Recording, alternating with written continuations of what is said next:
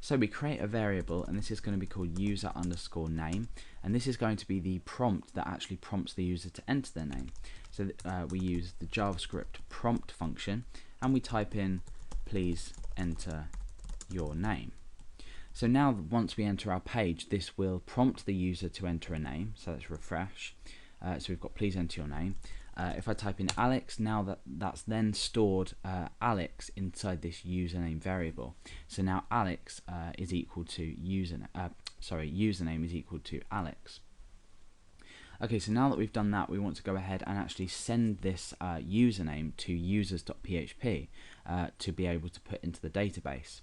But we're not going to do that just yet, so I'm just going to put a comment in here, send username to users.php. And we also have an action as well. So the action will be, let me think, what did I call it before? I think I called it user joined, I think, yeah. So we'll just say user underscore joined or joined. So the action to send to users.php, we're sending two variables. The first variable is username, and the second variable is action. And based on the action, either joined or left, or you know, like list or something, I think we'll call the action, it will perform a specific action.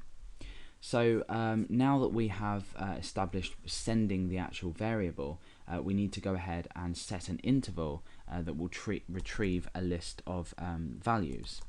So we need to set an interval, and inside here we run a function. Now at the end of this we give a second parameter, and this is the amount of milliseconds. So that's 500, which is half a second. You can choose a second, it doesn't really matter. That brings me on to another point of this tutorial. We are going to be sending, in this case, a lot of queries per second. We're going to be sending 2 database queries per second, or MySQL queries per second, and this can, you know, slow down or overload.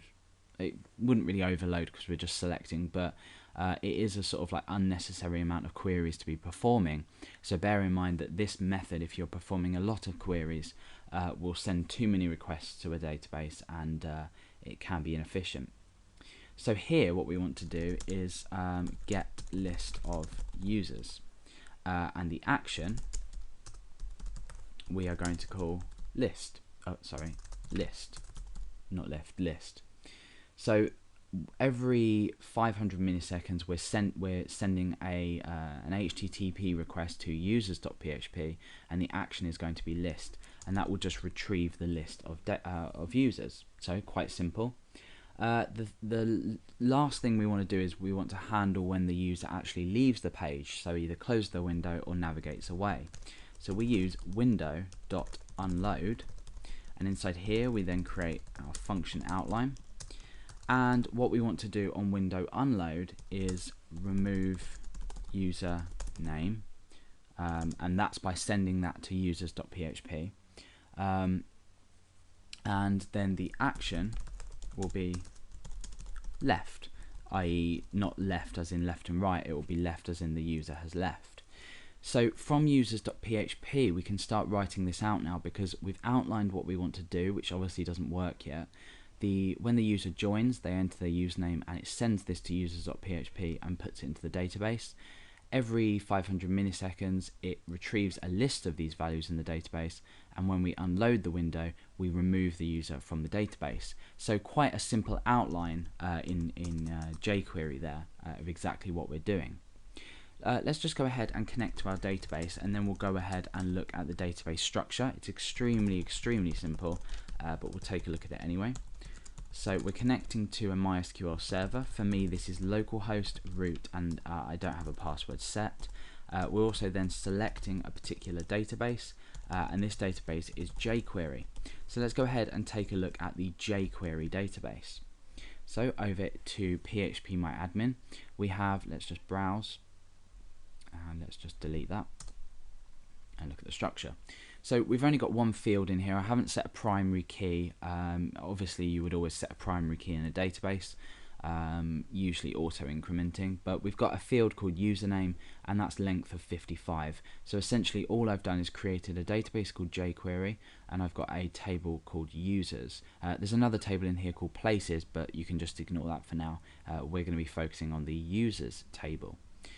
So now that we've taken a look at the directory structure, we'll know how to write our queries, so we can go ahead and start to write users.php out. I'll go ahead and close db.php because we no longer need it. In fact, let me just check that. Yeah, that's fine.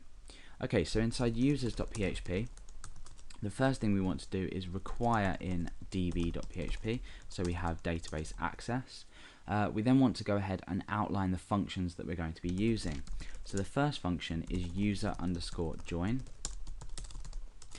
Then we've got user underscore left, I think, yeah, or joined. And then lastly we have user underscore list, which will list users. Now user join takes a username, so that's user underscore name. User left takes one parameter, again username, and user list doesn't take any parameters because obviously we're just returning a list of the values.